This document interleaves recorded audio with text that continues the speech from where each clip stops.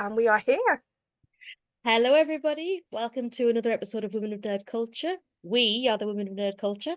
I'm Sarah, and with me as ever is my wonderful co-host Becca. Hello. And this month we are talking about our favorite women in fictional lore. The movies, the TV shows, the books, whether it's the ones out there on the beat, catching the bad guys or girls, or the ones behind the scene in the lab, or prosecuting in the courtrooms. Now, normally we don't focus on one side of the gender, and we just talk about our favorites from a certain subject. But there's so many women in these types of shows and stuff that we decided, coming off the back of Women's History Month, it's a good time to have an almost like a focus episode. So, women in fictional lore, Becca. This was such a hard one to delve into, especially after March, Mm, because we had such a busy March. it. We did basically a video for 31 days. Actually no, we did a video for every single day of March and the 1st of April because you did an extra one. And we also did what, two, three casts as well? two Special two edition? two podcasts. So yeah, Yep. we did a whole lot for Women's History Month, and just going into this focus episode, it was so difficult just to focus on one thing. Yeah. So hard. Um, I think should we start at like the beginning? Like, I don't necessarily think maybe focusing just on women at this because I think the first kind of police program I ever delve into, I didn't really think of the female characters, you know? I feel the same way about my first one. Yeah. Well, do you want to go to your first one first? It might even be the same one if we It might think be. about It might be. it. My first experience with police shows is The Bill. Yes! I knew it. I knew it from that. But Yes! what you see, I remember there being female police officers, but obviously you remember I remember the main men because of like the huge bushy mustache. Yes! Was it Tosh he was called? Um Yes! and but I remember, of course, there was the man and the woman police officer marching at the end. Yeah! Yeah.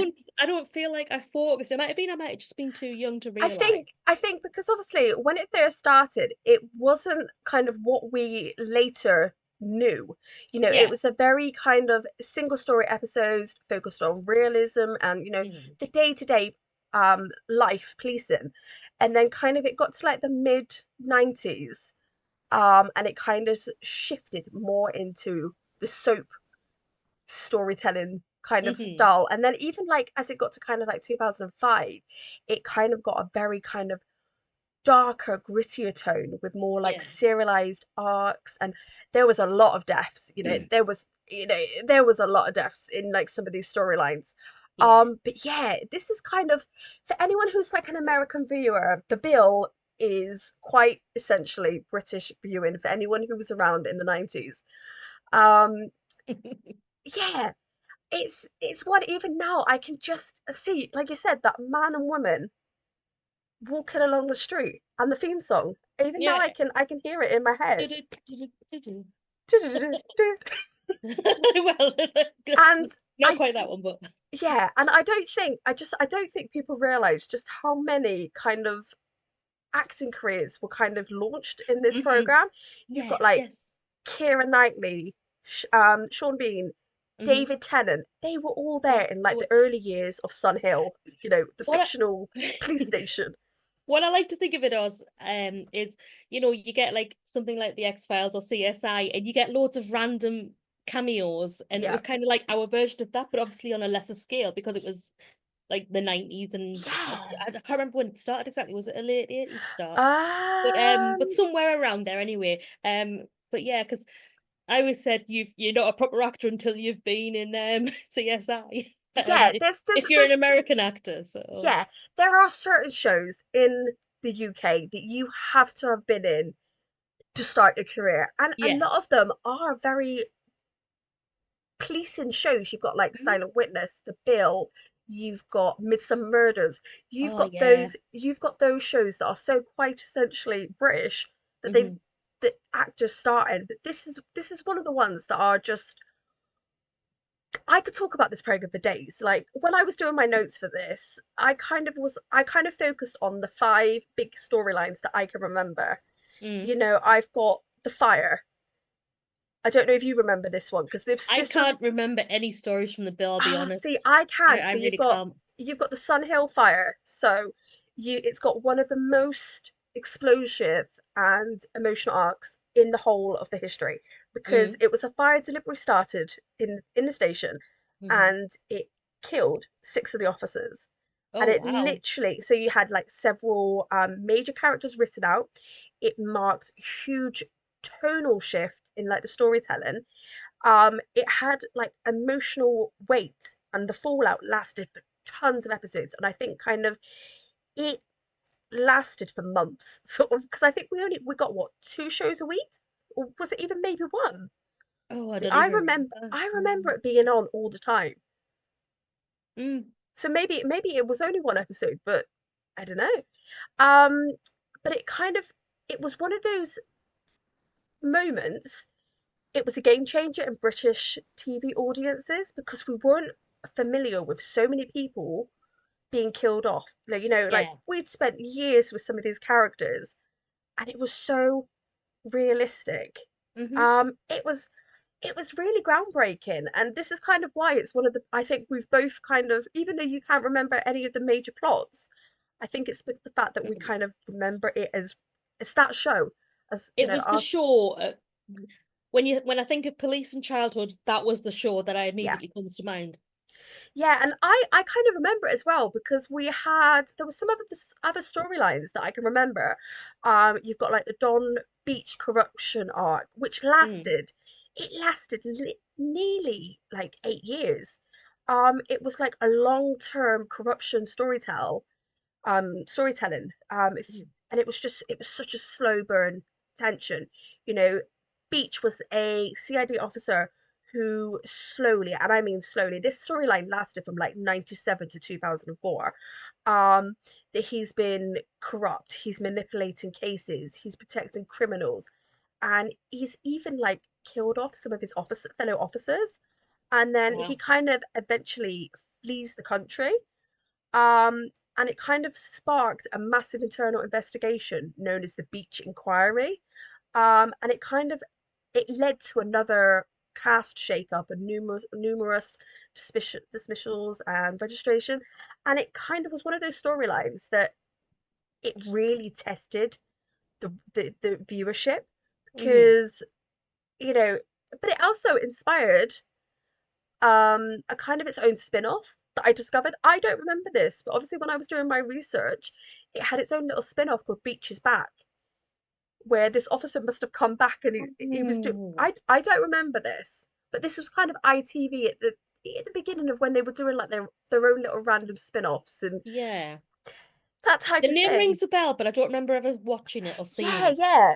And the other one that I kind of want to go into, which is it's slightly more this one kind of got to me because it was the Gabriel Kent arc. But what I Mm. kind of this part stays with me is because the actor literally left EastEnders to join the bill, and he was such a different character in Oh. EastEnders. Oh, I can't even remember who he played now. My mind is gone blank. He was one of the what's his name? Oh, that's gonna bug me. I'm gonna have to Oh, look. I don't watch EastEnders, I'm afraid, so I Ah, don't. it's okay. I'm gonna look. He was one of the Fowlers. What's his name? What's his name? What's his name? Apologies for anyone who's watching this and he's like, "What is Becca doing?" She's on a little thing. So he Fowler, played Fowler. Mark Fowler. Mark. Oh, hang on. I know the character. Yes. I know the character. So Right, I it was know that. Todd Carty. Todd Card. Yes, I know the Yes. actor. Yes. So he basically played an officer in the bill. Hmm. Um, that he was basically the imposter in uniform. Um, and Gabriel Clark is one of the Bill's most disturbing characters. So he's gone Mm. from being this really sweet guy on EastEnders, and then he's gone to this really disturbing character on the Bill. He's a complete psychopath. He it's revealed that he's impersonating his brother, and is in fact not a real officer. All right. Um, he kind of he's encouraging vigilante, he's insulting his colleagues, he even commits murder at one point as this officer. He's eventually imprisoned after a really kind of dark, intense, violent moment. Hmm. But it kind of raises a lot of questions about institutional failure and unchecked power. And even now, this kind of storyline stays with me, along with the last one that I want to talk about. This is just the last storyline. Just that I can remember. It's the Honey Carmen murder. It was kind of Mm. such a, it was she's basically this really sweet, she's cheerful, she's beloved, and she's killed in the line of duty. Um, and it's just a shock for the station. Yeah. You've got it shows. I always felt this was the storyline that struck me the deepest because it kind of showed the behind the scenes of what does happen when things go wrong. Her colleagues are despondent, they're despaired, it's a shock to them. And even now, sort of like the show ended, what, 20 odd years ago, it's still it kind of still stands with me and it makes me feel old. That made me feel old. Sorry, Sarah. Oh dear. But But no, yes. I mean on that Todd Carty thing, I think it says a lot about an actor when they can go from one extreme to the other. Because I mean, I've mentioned it before that I feel the same thing about David Tennant. Yes. Obviously, you've got him playing Doctor Who, you've got him playing like Casanova, who like although maybe he's a bit kind of like promiscuous and stuff like that. Yeah. Obviously, a nice person. But then you've got something like I remember seeing him something called Secret Smile. And he was like a stalkerish character and he was really creepy. And then of course you've got Kilgrave and Jessica Jones. I can't watch it. Yeah, I've it's watched it once when it originally came out. absolutely I can't watch it again. It hmm haunts me. His portrayal yeah, yeah. absolutely haunts me. But I do think the bill, for it being quite essentially British, it did write female characters not the best sometimes. No, but I kind of like I always found that even going into the 90s and things like that, I didn't find a lot of female characters that like were well written. Yeah. I mean, I mean, the kind of like struggle to portray female police officers or Yeah. female lawyers and things like that. Um, uh, but in like the wake of the Pulp Fiction type stories, you have the dames or the femme fatales. Yeah. But then it kind of started used to get your Cagneys and Lacey's and things like that coming out. And while showing like, yes, there were like strong women who could still get the job done, there was still a bit of a way to go to get to like where we are now. Yeah. Um, to the characters that hopefully we'll be discussing today. Yes, yes, and I think people kind of have got an understanding now that we are basically the same person sometimes because we got very excited then. Sorry. I have a lot to say about the bill because it's one of those programs that I grew up with. I can Mhm. remember my brother and me and my dad and my mum just sitting down and watching it. And then when we Yeah, got older, we used to still be watching the same program, but all in separate rooms on our own yeah. TVs. And yeah, it's just it's one of those ones that you look back, you can hear the theme song, you can see those people walking down, the Yeah. street, even though that, yeah, that that opening theme changed Mhm. probably about 10 times, but that is the one that's always kind of stuck with me. And Yes. yeah, it's my first kind of real look into police procedure programs and stuff. And yes. Do you have any more that kind of strikes you from when you were a wee one? I mean, I wouldn't say a wee one because the Bill's really the only one I can remember from being like really young. Hmm. But I mean, aside from like my granddad watching reruns of like uh County and Nace and stuff like that. Yes. But he didn't watch that one as much. It was more like the Iron side, really. Yeah, yeah, yeah, yeah. Um, but I think my eyes started to get open to the female side of things, really. Obviously, from something that won't be a surprise to anybody, the X-Files I with didn't the know that. FBI No. agents. But another one, although it's like a lot later than when I was young, I found that CSI was quite a big one for me. Like completely back to the original series where you had everybody. You had You had Grissom, you had Catherine, you had Sarah, you had Nick, and you had Yeah. Warwick and things like that. It was Sarah and Catherine that kind of like made me go, can I consider this as a career? Yes, 100%. I've got the DVDs. I've got the DVDs I've for the got the whole. DVDs as I well, think I've yeah. got the DVDs for the whole Las Vegas run, and I Hmm. want to say the Miami run as well. I didn't I've got get so about much. half the Miami ones. Yeah, I don't want to say commit that I've got all of them, but I know I've got a good amount because Hmm. I always liked the blonde woman. Catherine. Or the Um, one from Miami, sorry. Miami, yeah, the one with the blonde, Yes. and her dad was like the governor or something. Yeah, yeah. Yeah, I always like that. So yeah, I've very much got the same, a little bit of love and affection for CSI. Hmm. Hmm. Hmm. But that's basically my history of them. Not necessarily always in front of the camera, but again, with the FBI one though, with Scully, she was kind of more like she would be in the lab quite a lot, so I wasn't always people facing cops, Yeah, really. yeah. Um, I've just thought of another one I might want to put in shout Mm. outs for later. So I've got another one from that kind of era, and that's All right, go ahead.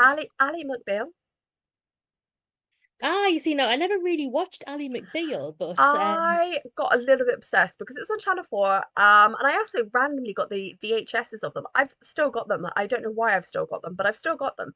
But for anyone who doesn't really know anything about Ally McBeal, it's really hard to define because it's this really, really quirky show about Ally McBeal, obviously, who is a lawyer mhm, in, I want to say Boston, but I might be completely wrong. But it's really strange how to define the show because she kind of goes off into random, like dream-like states, mhm. and you can't quite tell what's real, what's not real. But there is a moment in Ally McBeal where she is in court and she is held in contempt of court because um the length of her skirt. Oh, And yes, she's basically held in contempt of court over the length of her skirt by a male judge.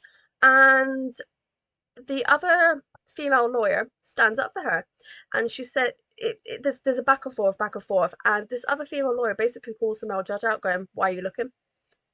yeah. And it was one Mhm. of the first moments in law shows that I can remember thinking, "Oh, there's going to be a change. They're calling out stuff." And I will try and find the video of this scene, and I'll put it in the notes so people can see Mm. just how this scene is. Because it's from a character defending Ally McBeal that you don't expect. It's from, oh, what's it, Portia Del Rossi? Is that her name? The lady that's married to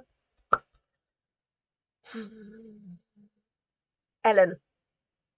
Oh, right. Do you know who I mean? Okay, yes, yes, I know Obviously, who you mean. I know back who in the you mean. 90s, she was a big actress and she was on the show as Mhm. a very tough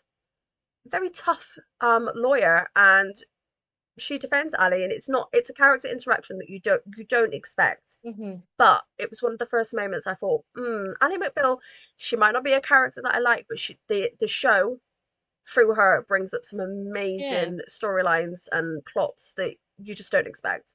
And Hmm. I would highly recommend people just checking out Ali McBeal. It's a bit quirky, Yeah. but Yeah, yeah. No, I've been kind of like that scene that you just spoke about there, it's kind of still ongoing today, really, isn't it? yeah, It's never 100%. actually truly been resolved. No, But not at all. but yeah, for a good shout out for that scene. Well, that sounds It's a good one. like a great standout one.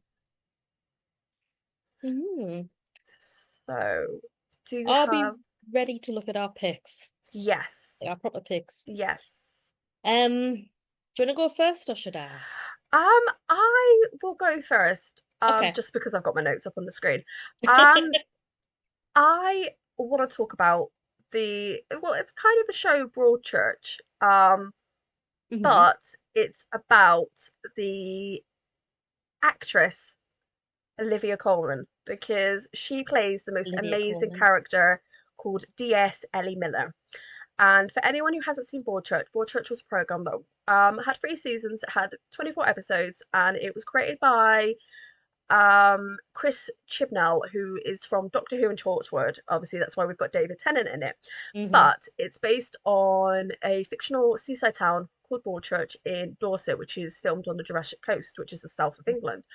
And the series begins with the death of 11-year-old Danny Latimer, who's found at the foot of the cliffs. And as the investigation unfolds, secrets begin to emerge, not just about the crime, but about the residents of the town itself.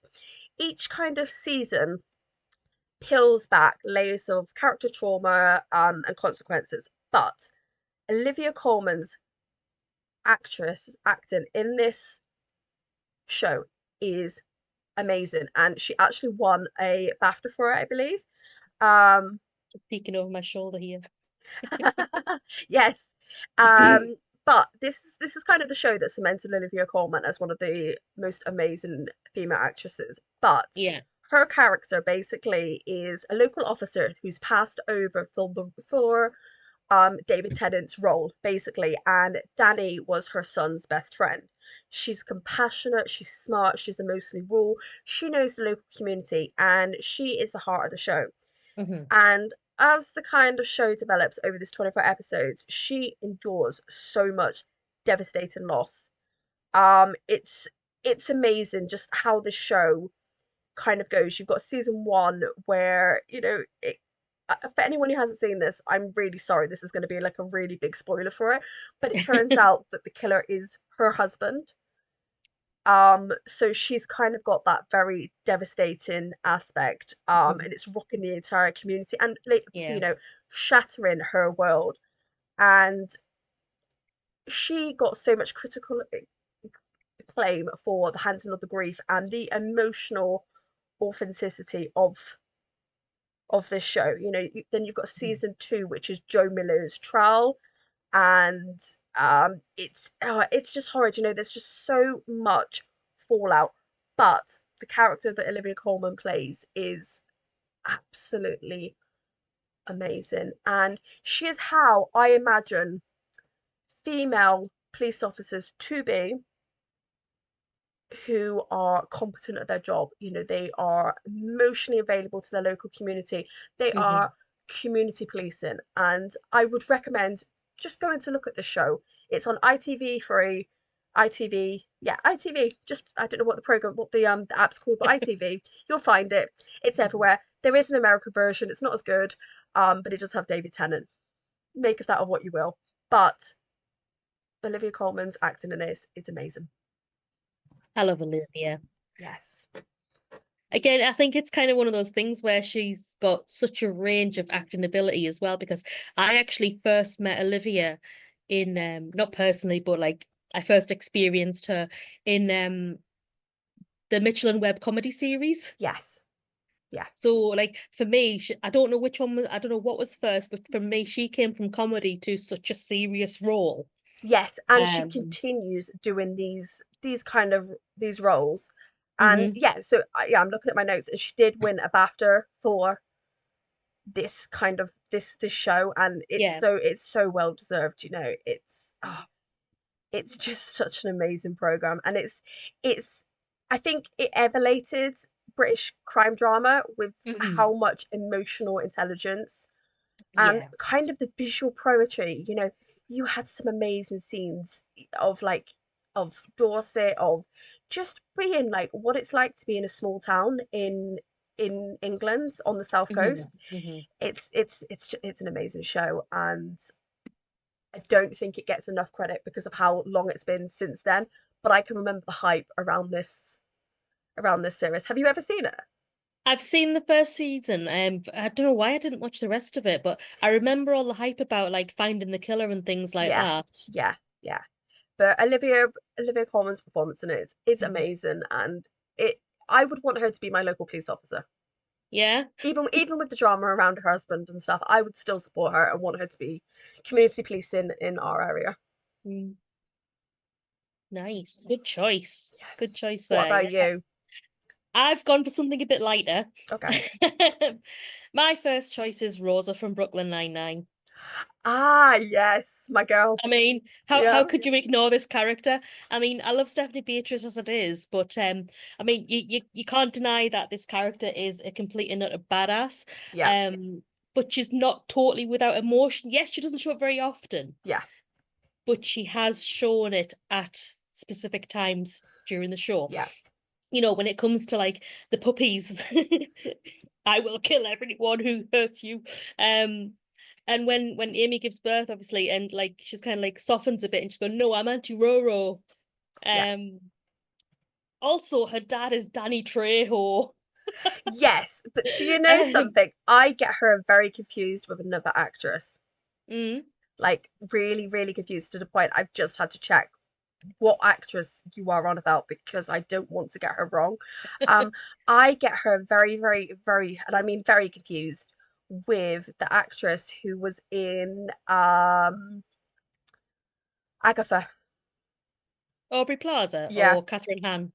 Uh Aubrey. yeah, I get her really confused. Somebody else I also love, but anyway. Uh, but yes, so Danny Trejo is on Peach's coffee list, by the way.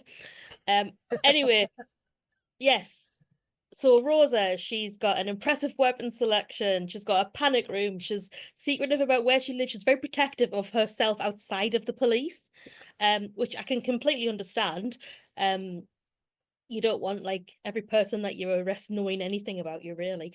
Um, she's fiercely protective of her friends in the precinct. I like how she can kick butt.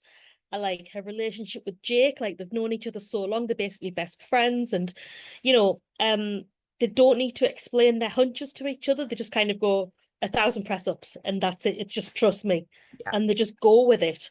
Um, I mean, she's bisexual and has relationships with men and women on the show. Um, It's such a great and representation as someone who yeah, is bisexual, that representation and it being a positive representation yeah. and reflecting, male and female relationships, it's amazing. Yeah, I mean that's something I was going to say. I can't speak from personal experience, but I thought it was a good Yeah, example it from really like is. people I know in that community. Um, I mean, she was really nervous about how people would treat her after she came out to them. I mean, especially with her parents. Yeah, I understand her being disappointed in their reaction to it, but I kind of like to a certain degree, I understand their initial response. yeah, It was a shock to them. yeah, They're a bit more traditional, you know, they've been brought up a certain way. yeah. They've got to get used to the idea. I'm not excusing it. No, no, I'm no, just no. saying I understand it. Yeah, Um, they need time to process it and um I mean our dad immediately, like, well, not immediately, but like a couple of days later came round and said, look, that's great, that's great. You know, I yeah, accept you for who you are, yeah, but said that our mother needed a bit more time, which again, not the best reaction, but kind of understandable at the yeah, same time, based on traditions, yeah, especially in the Hispanic community. yes, Yeah. I mean, yeah. Ideally, everyone should be accepted, but I get that it might need some mental processing. yes, But I loved how her friends gathered around her and were there for her until things settled down. yeah, You know, like games night became at Rose's flat. Um, but yeah, she's the first to dive into danger. She looks cool. She judges you only on if you're good or bad. Um, she doesn't care what you're into. She'll support you. yeah, Um, whilst proving as well that she is a very good cop and she can get the job done by like looking at the task force she was given for the drug ring and things like that. And you know, she really appreciates the fact that Charles stood in and was like shot as well for her. yeah, Um, you know, I just think like while it's not like completely accurate because it is kind of a sitcom, yeah, Brooklyn Nine-Nine, I think it overall the general idea of Rosa is a good representation of like yeah, females in the law enforcement. yeah. She's another one I would want her as a community officer Yep, for us. Yeah, 100%. yep, Hopefully she would find, United Kingdom slightly less stressful. I would like to think if she came yeah, here. yeah. I mean, she wouldn't be allowed as many guns and axes for a start. Yeah, Yeah, it should But be yeah, fine. no, no. Yeah, yeah, be fine. Should just know like all the judo and stuff like Yeah, good job. that. Um, uh, so yeah, I'm trying to think. I'm gonna do my next one together because I want to kind of just mention and shout out the female characters that are in Okay. Life on Mars and Ashes to Yeah. Ashes because I think this is another program that Mm. is understated as um a British program. It only Mm-hmm. lasted, I think there was only something like maybe 20 odd episodes, maybe 30 episodes. Something like that. But the tagline was modern cop back in time. And it's basically the premise is a cop wakes up from modern times and they wake up in another time period and you're not quite sure, is he dead, is he in a coma, is he mad? And you meet DCI Gene Hunt, who's a brash old school copper with zero patience for modern policing methods. Yeah. And obviously in Life on Mars it's a male police officer, but you kind of have Annie Cartwright, who Mm-hmm. is played by Liz White, and she's one of the few women in CID. She's smart, she's progressive, and yes, she is a love interest of Sam, who is the main character, but Mm-hmm. she's so good as a female police officer who is in that time period. Mm-hmm. And then in Ashes to Ashes, we have a female lead of DI Alex Drake, who's played by Keely Halls, Mm-hmm. and she's actually not well, she's a police psychologist from 2008, but she wakes up in 1981, and she's actually been studying Sam's case from obviously from the previous show. Yeah. So when she kind of time shifts, she knows what's happening. Mm-hmm. She ends up working alongside the same characters, Gene Hunt, Ray, and Chris, but it's now 1980s London instead of 70s, I think it's Manchester. Mm-hmm. And very much like obviously Sam in the original show, she's trying to work out what's going on. But I just love this character. She literally doesn't take Gene Hunt seriously. She literally it's she kind of she kind of takes what he gives and then gives it back twice over. Yeah. And the show it's genius. The show, Mm-hmm. it's kind of basically it's I'm trying to work on how to describe this show. It's basically the afterlife for police officers after they've moved on. But this whole area of the show is kind of like a holding place so that they can kind of develop and move on. But what I like about um Alex is the fact that she's the one that kind of delves into the mythology of this universe.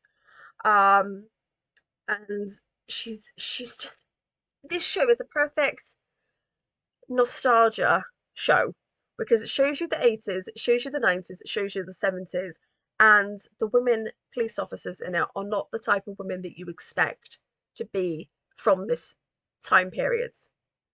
They very much go against the grain, and I love the show and the characters that they've created. And even though it kind of ends with Ashes to Ashes, Alex kind of works out all the little mysteries, and she kind of accepts her death and she moves on to the afterlife. Mm-hmm. And I always keep hoping that we're going to get another show. I kind of keep hoping that we're going to get another one Yeah. because I like this world. And Gene Hunt, he's an alright guardian angel. I named one of my first rats DCI Gene Hunt. Can you tell what I've been watching at the time I got him? Yes, yes. So what did you think of this show? What did you think of the female characters in it? I haven't seen the second one, the Oh, second okay. series, but the first series is great. It's actually one of my other half's favorite shows. Um, so I've seen the first series a few times, but I really enjoyed it. I mean, the female character was actually Annie. I was thinking of earlier when we were looking at how female cops were portrayed, because kind Yeah. of like at first it's like, oh, go make a cup of tea and stuff like that. Yeah. But as like you can see that she starts to get more and more involved as things go on Yeah. through it. I really like It's that because obviously it would have been so hard for them in the 70s. 100%. Um And it's a show that kind of, it does show what it would be like, then it kind of shows what it could be like. yeah, yeah. And that's kind of what I like about Annie. And yeah, I think it's such a great representation of Hmm. the good, the bad, and the ugly of British Yeah, policing. yeah. Yes. So yeah, that's my other pick. What about you? What's your next one? I'm also going to cheat because I've got one actress playing two different law enforcement people Ooh, in different shows. okay. The actress will not be a surprise because it is Gillian Anderson, of course. But It wouldn't be an episode of Wonk if we don't mention Gillian Anderson and Agatha all along. yeah, or Janeway. Yeah, wouldn't be an episode. Kate Mulgrew. Uh, no, Gillian Anderson. Obviously, I'm a massive X-Files fan, and Scully was like such a massive character, who inspired so many, like as we've discussed before, the Scully effect, Yeah, getting women into like the scientific fields of like forensics, medical stuff, psychology, all to do like with like law enforcement and beyond. Um, but yeah, she comes in as somebody to debunk the X-Files and Mulder's work, but in the end, she gets really involved and she solves cases as well alongside him. She provides the um the scientific reasoning for things, yeah, accepts when she can't explain something, but doesn't necessarily just say it's unexplained. Just say, I can't explain it right now. yeah, Um, but yeah, I mean, to look at her, she was iconic as well. It was kind of like she stood her ground against the mostly male cast, let's face it. yeah. There wasn't many women in the X-Files at all. Not Um, really. Not unless it was like a guest of the week, and even then, like her mum and like, yeah, there was there no, really yeah, wasn't many. Quite often you would see them in like in one of the files as kind of like being chased by the Jersey Devil or what have you. yeah, Um, but yeah, I mean, even Mulder's sister really wasn't in that much. no, Um, yeah, so she really had to stand up against it, yeah, really. And I think she did a great job, yeah, though she is small, she be fierce. yes, How and does that saying go?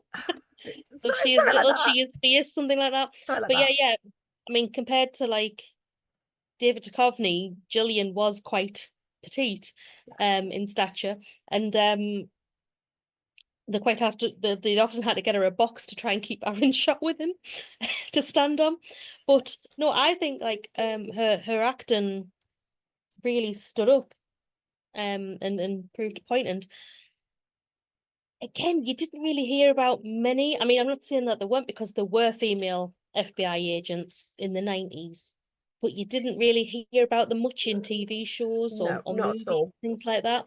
Um, but yeah, it's Scully, good president to start that off with.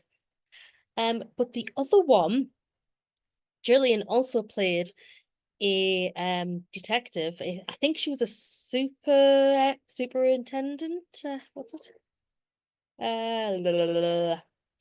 She was in The Fall, basically, Oh the TV yeah, show, I forgotten she and was in that. she played Stella Gibson, Yeah, and she was the police officer in charge of everything going on, basically. superintendent, that works. Superintendent, yeah, Yeah, something like that. Um, but yeah, up against Jimmy Dornan, yeah, is that his name? yeah. As a serial killer, basically. That was a good show. It was a very good show. It really had great tension, and you know her need. It was kind of like an urge. Once she Yeah, found out about this killer, she had to have him. She had to find him. She she had to did. catch him. Yes. Um, and I thought it was really good how she portrayed how sometimes they can get under your skin when you This are is that determined such, to catch someone, yes, this is such really a get good, under your skin. And good especially show. when spoilers, especially when he'd been in her hotel room and she realizes afterwards. Um, It's a scary, it's it's a very scary thought. yeah, what I like to think The Fall is, it's a psychological program as well as Yeah. a law program. It's Mhm. definitely one of those ones that gets you thinking and you're like, ooh, Yeah. but her her character in it is amazing. hmm You would think from the way that she portrays herself during the day and like while she's on the case in front of the other people that, you know, nothing can scare this woman.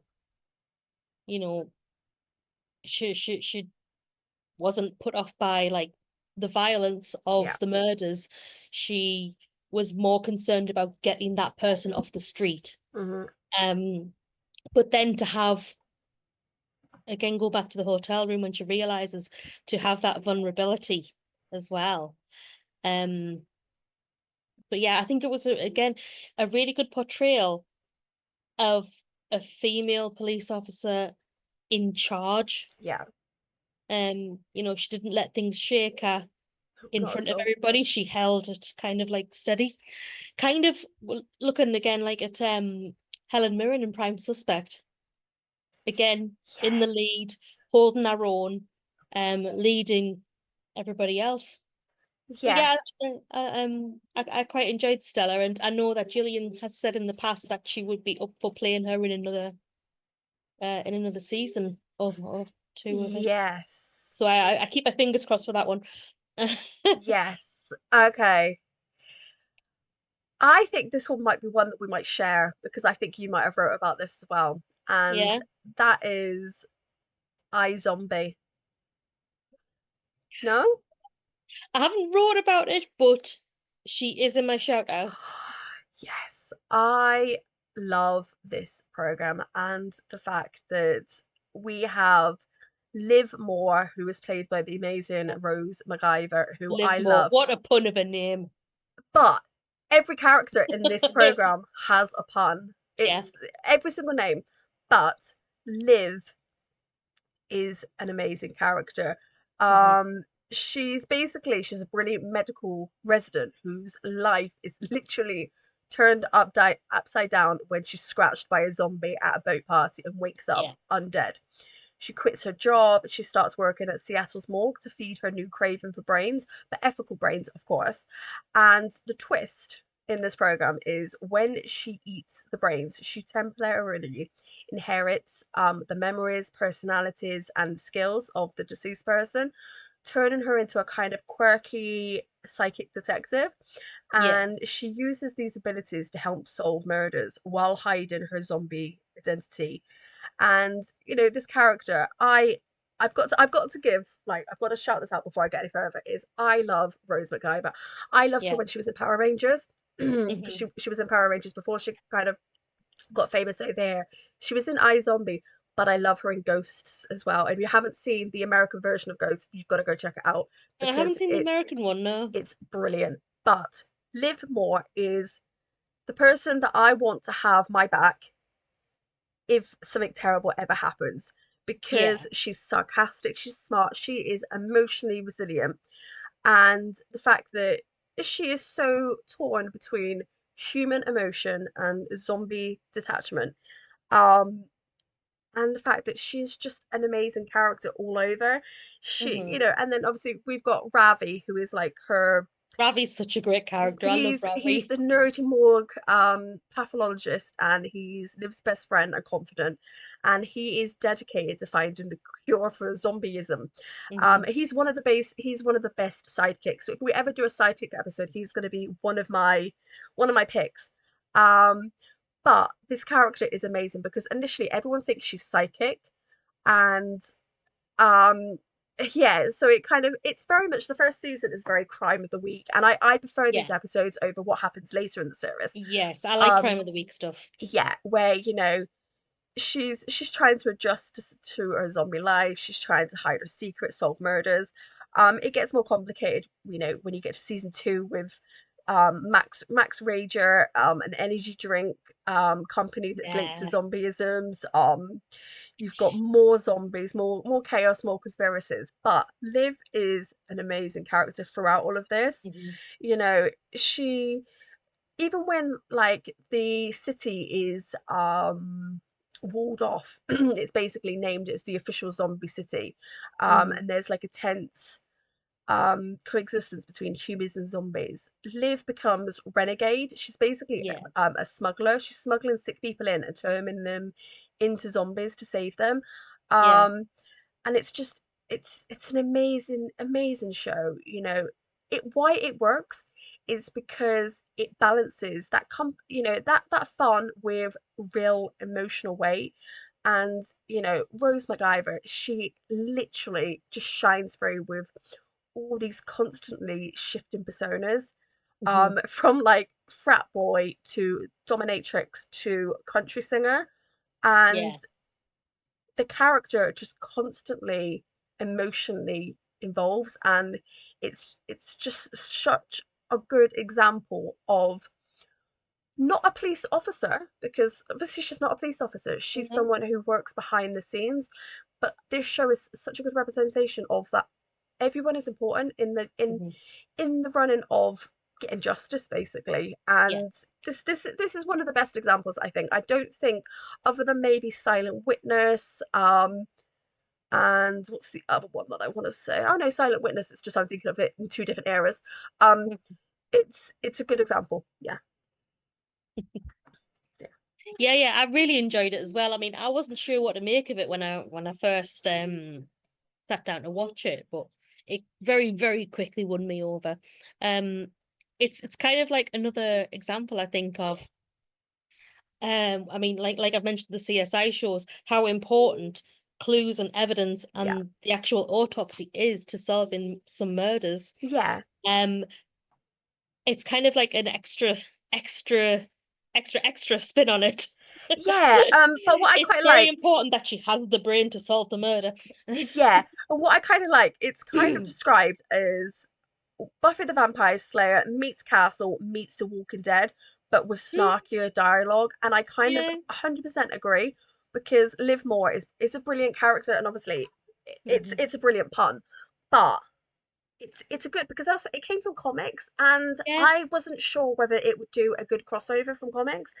But it did, and I think it's definitely got a cult following.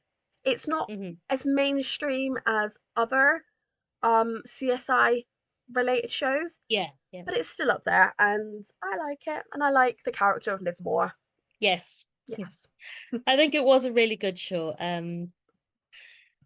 And it had a really good theme tune as well. Like Yes. the yeah, I really enjoyed that as well. And I actually really liked the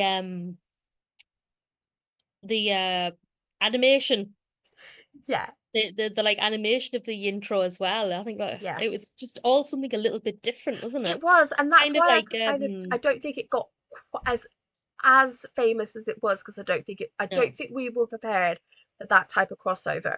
no, If it came years later, like oh, what's that superhero program? The Boys. the boys, yeah. I think if it came along at the same time as The Boys, it would have been more successful. Yeah, yeah, I get that. I kind of think that they were trying to like get the younger, slightly younger generation involved in kind of like a CSI slash Walking Dead. Yeah, it Like they was were kind on. of like just trying to ride it on a bit too early, maybe. Yeah, but it was on the CW, and I think it was probably around Uh, the time the CW was going through a lot of changes, because I'm yes. pretty sure it was cancelled at one point and then bought back. I think season 5 was the The bring Netflix, back one. Yeah. yeah, yeah, I definitely think that. I think, but obviously CW,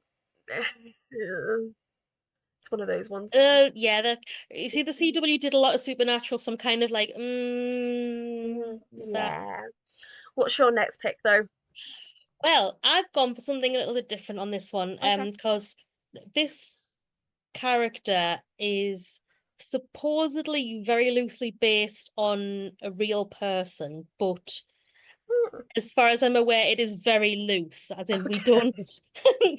It's just kind of like, oh, this is a person who lived in the past and tried to do this.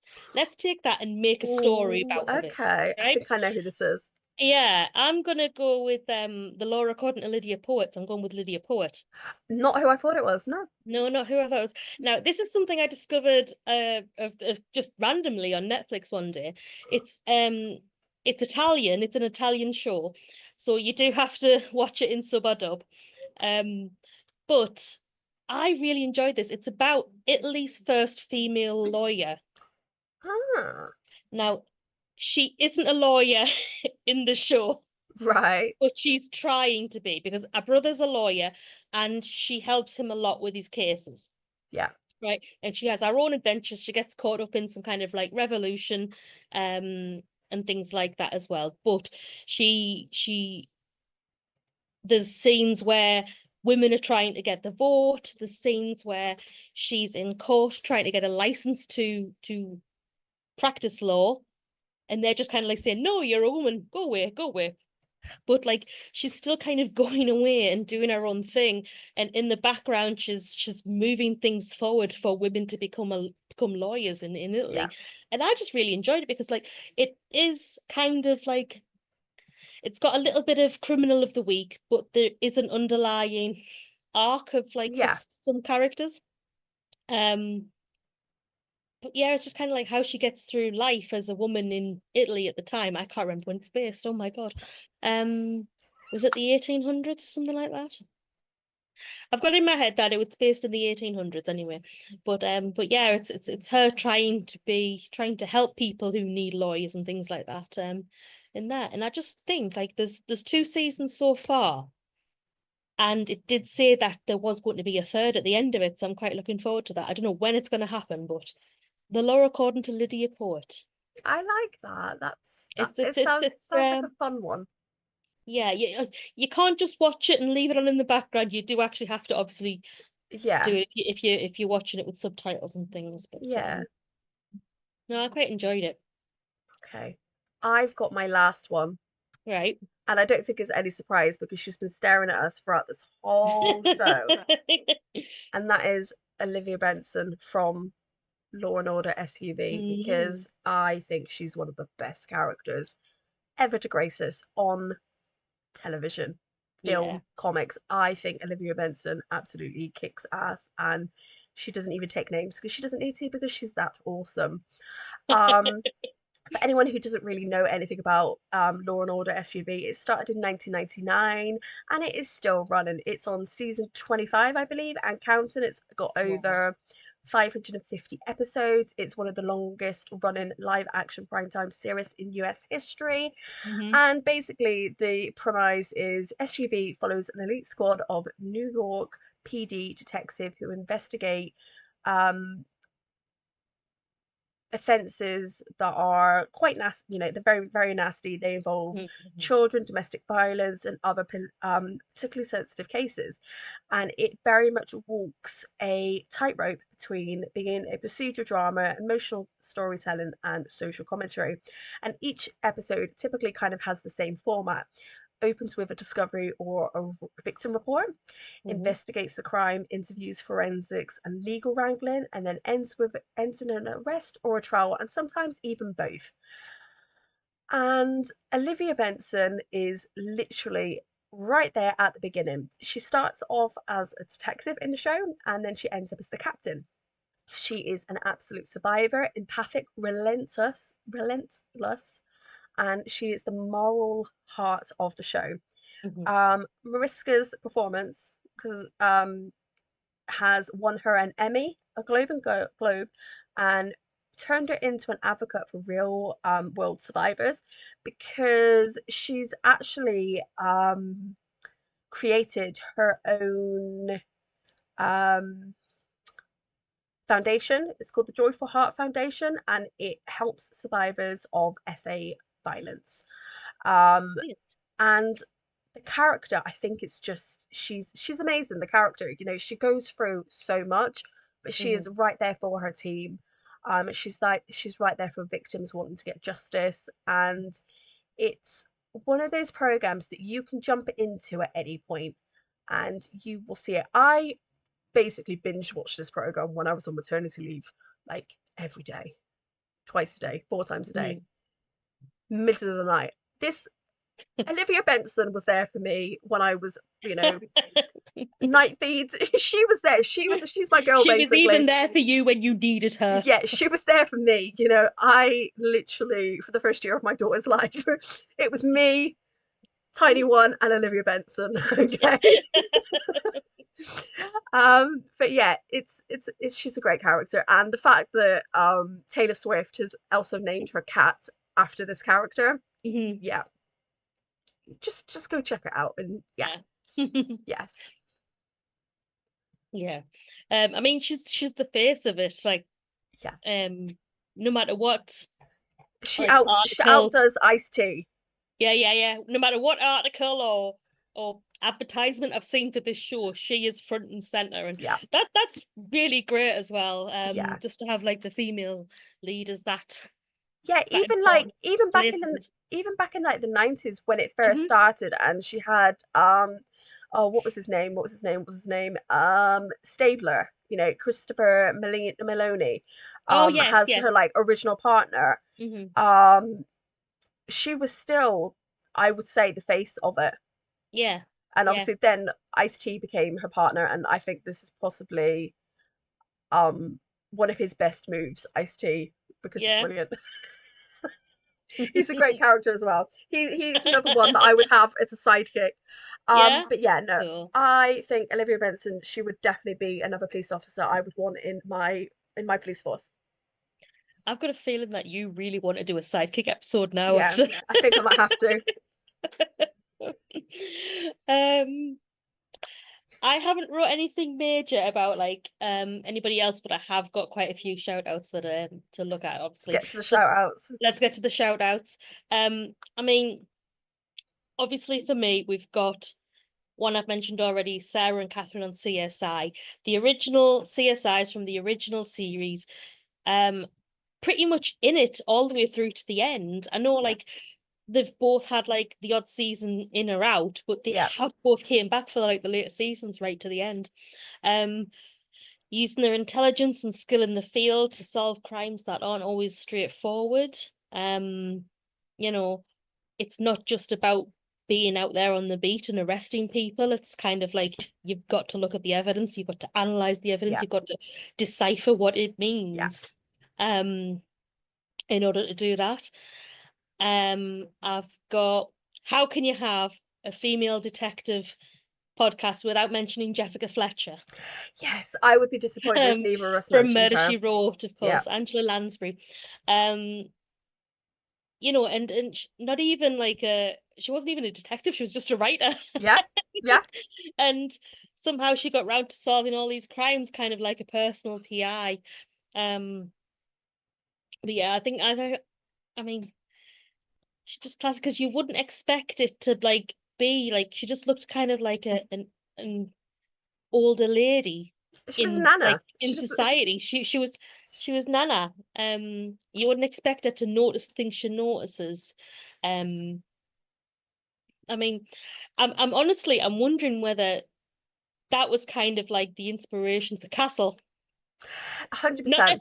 Not necessarily his partnership with Beckett, but the actual part of the right assault and crimes. Yeah, There's got to be something in there about yeah. Fletcher. And, There's got to be. I refuse to believe that they come up with yeah. that. Yeah, Um, I've got obviously Kate Beckett from Castle, one I've recently just watched. yes, I kind of like, I'll be honest, I got a little bit sick of some of the stories near the end, the ones that went on and on and on.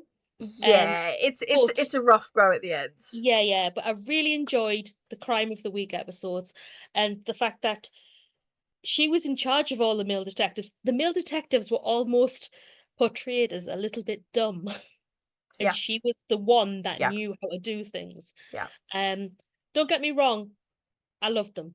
I yeah, loved the, um, but um, but yes, she was in charge of them, and she gradually went up to being like captain of the precinct, and she was handpicked to go for the FBI and things Yeah. like that. Yeah. Um, but yeah, and yes, she kind of like had her failings at times, but she would just get right back up and go at it again. Yeah.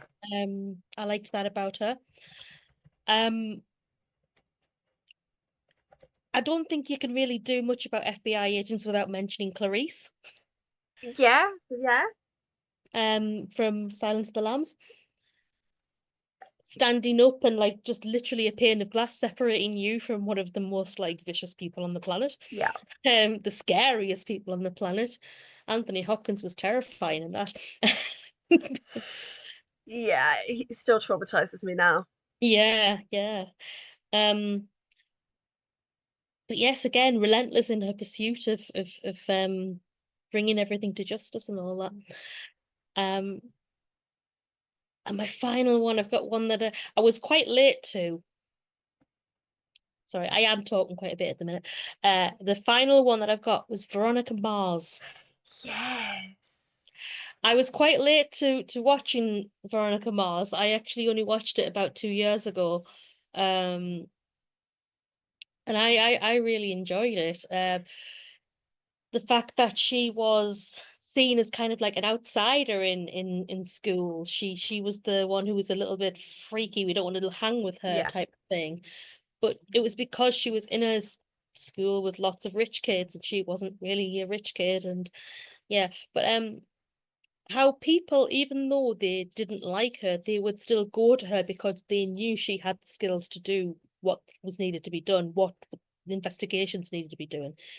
Um, how she kind of like kept working as a unofficial PI even against her dad's wishes. Yeah. God bless her dad. Yeah. Yes. Um, but he kind of found it really useful at times as well to have such a headstrong child, shall we say. Yes. She always reminded me of Harriet the Spy. Yes. Yes. Always reminded me. Hmm. No, no, no. I really, I really enjoyed Veronica Mars. I honestly don't think that she deserved the ending that she got Yep. after she got married. As much of a arsehole It as makes he me was. it makes me angry to this day that that's Yeah, happened. yeah, yeah. As much of a arsehole he was when he started out, I think like going through the military side of things really straightened him out, and he was he progressed beyond that and was becoming the person he was meant to be. Yeah. Didn't deserve that. No, not at all. No. Should I get on with my honorable Go on, you mentions? do yours Okay. before I start talking about something else. So my honorable mentions is Nan from Star Trek Discovery. She was the chief of security officer Hmm. for she was only there for 11 episodes, but she was amazing, and she was not given truly enough screen time for a female security officer Hmm. who was she they gotta remember when we look at Star Trek, the last female security officer that we had was a Marine officer in Enterprise Hmm. who was killed off. And then we had Tasha Yar who was killed Yeah. off. So Nan is the first female, you know, security officer that we had, and we only had her for 11 episodes and definitely not enough screen time. But it was enough time to see her perform her duty to know that she was a great and efficient chief of security. Yeah. My next one is Temperance Bones Brannan I from knew she would come up. I knew Yes. she would come up. It was a very, very touch and go whether I would bring her up as a proper as one of my proper ones. It was like she was just nipped to the end by iZombie. Yeah. But Can I I love just say the only reason I didn't bring Temperances up is I haven't had the pleasure of watching Bones yet, but I do intend to watch You've Bones got after to. this. You've got to. It's a great program. And yeah, it's got some amazing characters in it. Yeah. I also want to mention the female leads of Silent Witness. So we had Amanda Burton And we've now got Amelia Fox, who Yep. they have both played amazing, absolutely amazing characters.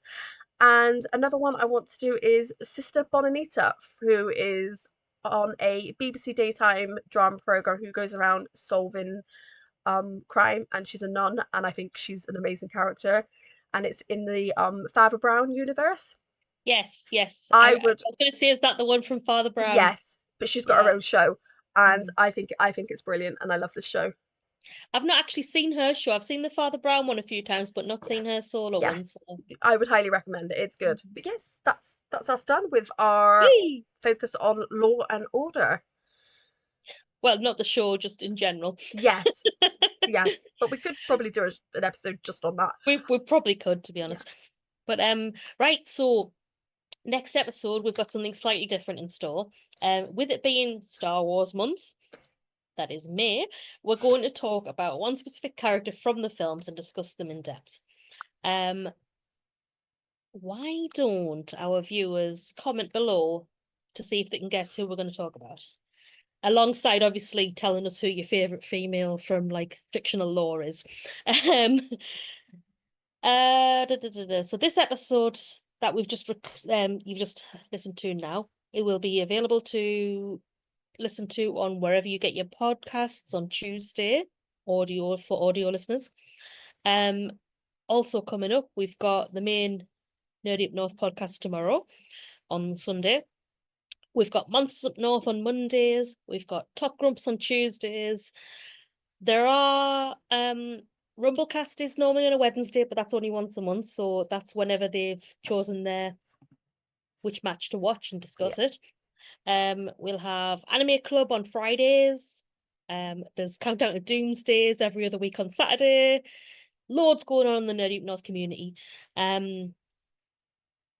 But right, if you could just hang on for a few more minutes, some of the Nerdy Up North community have submitted some videos to us of their favourite females in fictional lore. So that'll be coming up in just a moment. And that's it from us for now. That Hope is, you've enjoyed the episode. Becca, shall we sign off? yes. Keep your hearts full and your fandoms fierce as ever, and we will catch you on the flip side. Bye. Bye. Hi, my name's Sarah. I want to talk about women-in-law TV shows. Now, when this was posed to the Discord, this was the hardest one to think about because I had so many options of people I wanted to speak about. I think I've narrowed it down to 3. So the first one has to be Hattie from CSI LA, just because she's a force to be reckoned with, and I love the fact that she always has a neat drink and she's like tiny, but you would not mess with her. It is just amazing. Next was Athena of 911. Again, a force to be reckoned with, but I love the fact that she shows a vulnerable side as well. And yeah, I just think she's great. And the last one is a newer TV show, and it's called High Potential, and I watched it on Disney. And Morgan. So Morgan thinks differently to everyone else, and as someone who has dyslexia, that really touched me, and I felt like it was speaking to me on another level. So yeah, I love Morgan as well. Oh my god, women from law shows. So many that I could pick. Miss Marple, I think that counts. Jessica Fletcher from from Murder, She Wrote.